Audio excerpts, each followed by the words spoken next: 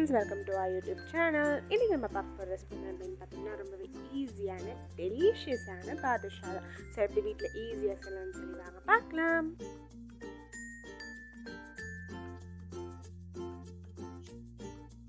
பாதுஷாக்கான ingredients எல்லாமே பார்த்துடலாம். First சர்க்கரை இந்த கப்பில் 1.5 கப் எடுத்திருக்கேன்.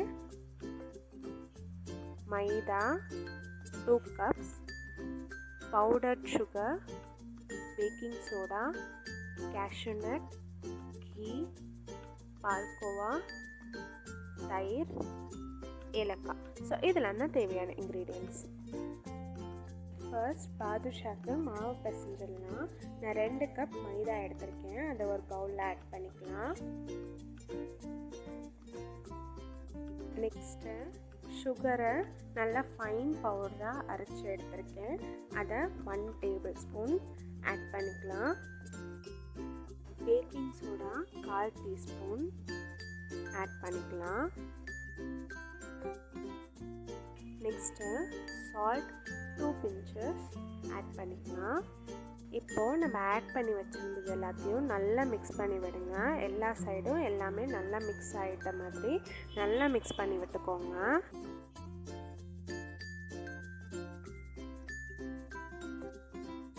நெக்ஸ்ட்டு தயிர் 5 tablespoons ஆட் பண்ணிக்கலாம். தயிர் ஆட் பண்ணினதுக்கப்புறமாவும் இந்த மாதிரி மிக்ஸ் பண்ணி விட்டுக்கோங்க.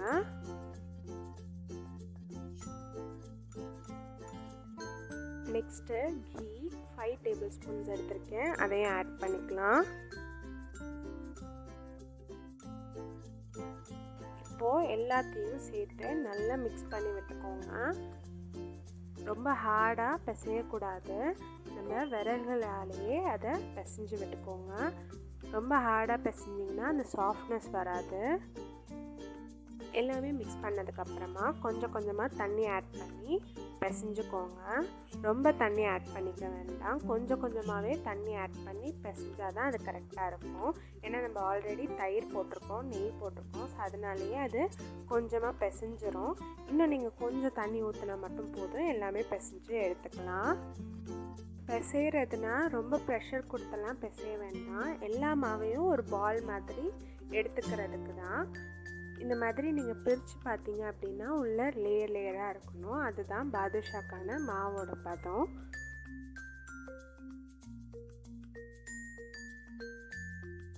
இதுக்கப்புறமா ஒரு 5 minutesக்கு க்ளோஸ் பண்ணி வச்சிடலாம்.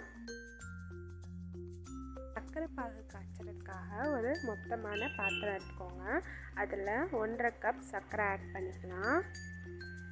எந்த கப்பில் சர்க்கரை எடுத்துருக்கீங்களோ அதே கப்பில் 3 கப் தண்ணி ஆட் பண்ணிக்கோங்க.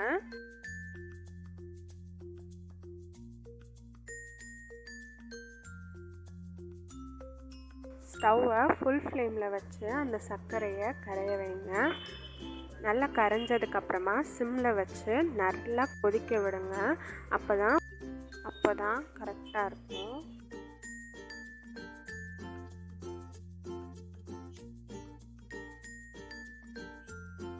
இந்த ஸ்டேஜில் ஏலக்காய் ஆட் பண்ணிக்கலாம் தேவையான அளவு.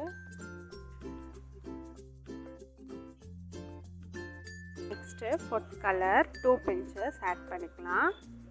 ஆப்ஷனல் தான், தேவைன்னா ஆட் பண்ணிக்கோங்க.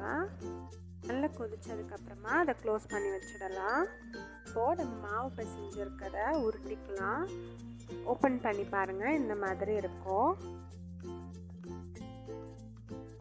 கொஞ்சமாக நெய் எடுத்து அது மேலே தடவி விட்டுக்கோங்க.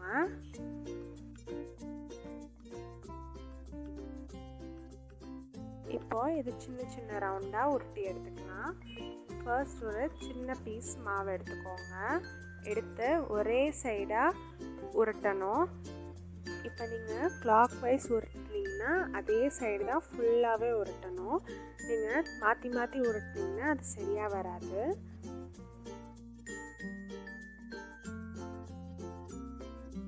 உருட்டுறப்பையும் ரொம்ப ப்ரெஷர் கொடுத்து உருட்டாதீங்க. ஒரே சைடு உருட்டினதுக்கப்புறமா லைட்டாக ஃப்ளாட்டன் பண்ணிக்கோங்க. சென்டரில் கரெக்டாக மாவு எல்லாமே ஒரே இதாக இருக்கும். அந்த இடத்துல லைட்டாக ப்ரெஸ் பண்ணிக்கோங்க.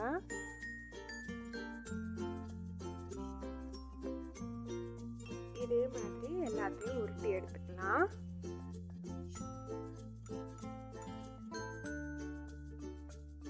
இந்த மாதிரி எல்லாத்தையும் உருட்டி எடுத்துக்கோங்க. சின்ன சின்ன பீசஸாகவே உருட்டி எடுத்துக்கோங்க.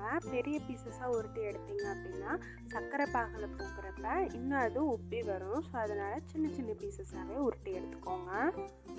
நெக்ஸ்ட்டு ஃப்ரை பண்ணுறதுக்காக ஒரு பேனில் ஆயில் ஆட் பண்ணியிருக்கேன். 2 கப் ஆயில் ஆட் பண்ணியிருக்கேன்.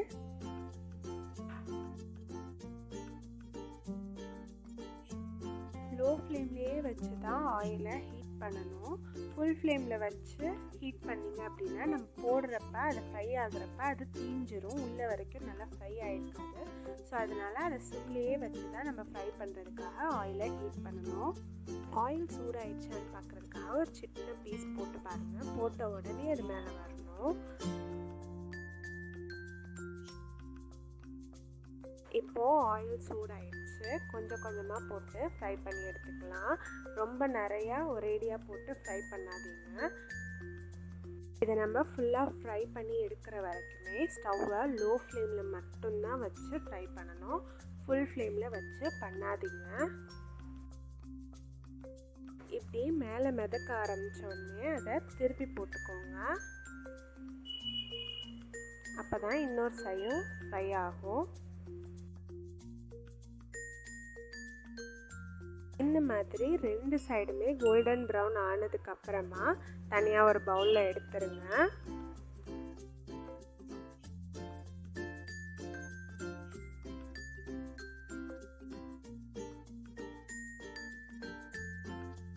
இப்போது சர்க்கரை பாகு காய்ச்சி வச்சுருந்ததில் நம்ம ஃப்ரை பண்ணி வச்சுருக்கதை ஆட் பண்ணிடலாம்.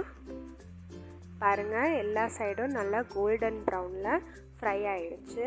இந்த மாதிரி தான் ஃப்ரை பண்ணி எடுத்துக்கணும். இப்போது இது சர்க்கரை பாகில் ஆட் பண்ணிடலாம். ஆட் பண்ணதுக்கப்புறமா அந்த சர்க்கரை பாகை கொஞ்சம் கொஞ்சமாக அது மேலே எடுத்து போடுங்க, அது நல்லா ஊறுறதுக்காக.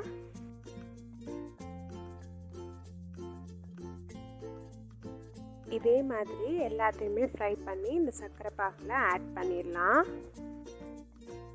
இதுக்கப்புறமா சர்க்கரை பாகிலேயே ஊறுறதுக்காக ஓவர் நைட் வச்சிடலாம். மார்னிங் ஓப்பன் பண்ணி பாருங்கள், இந்த மாதிரி நல்லாவே சர்க்கரை பாகில் ஊறி இருக்கும்.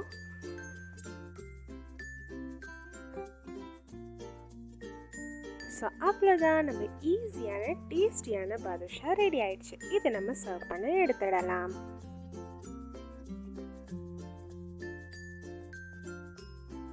கார்னிஷிங்காக பால்கோவாவும் கேஷ்யூ நட்டும் எடுத்திருக்கேன். கொஞ்சமாக பால்கோவா எடுத்து அந்த மிடில் நம்ம ப்ரெஸ் பண்ணி வச்சுருக்கோம் இல்லையா, ஸோ அங்கே கொஞ்சோண்டு வச்சுருங்க.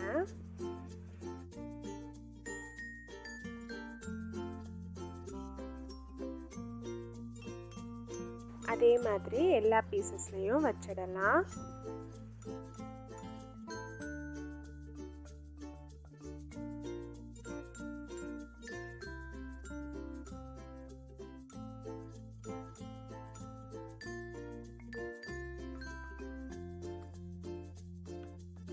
நெக்ஸ்ட்டு கேஷ்யூ நட் அப்படியே மேலாப்பில் தூவி விட்டுக்கோங்க. ஸோ அவ்வளோதான், நம்ம ஈஸியான டேஸ்டியான பாதுஷா ரெடி ஆயிடுச்சு. நீங்களும் உங்கள் வீட்டில் இதே மாதிரி டேஸ்டியான சாஃப்டான பாதுஷாவை ட்ரை பண்ணிவிட்டு எப்படி இருந்துச்சுன்னு கீழே கமெண்ட் பண்ணுங்கள். ஹோப் எல்லாருக்குமே ரொம்ப பிடிச்சிருக்குன்னு நம்புகிறேன். இன்னொரு ஈஸியான ரெசிபியோட உங்களை மீட் பண்ணுறேன். தேங்க்ஸ் ஃபார் வாட்சிங். உங்களுக்கு இந்த வீடியோ பிடிச்சிருந்துச்சுன்னா லைக் பண்ணுங்கள், ஷேர் பண்ணுங்கள், அண்ட் மறக்காமல் யார் யாரெல்லாம் சப்ஸ்கிரைப் பண்ணாமல் பார்க்குறீங்களோ சப்ஸ்கிரைப் பண்ணிவிட்டு பக்கத்தில் இருக்க பெல் ஐக்கானையும் ப்ரெஸ் பண்ணுங்கள். தேங்க்யூ.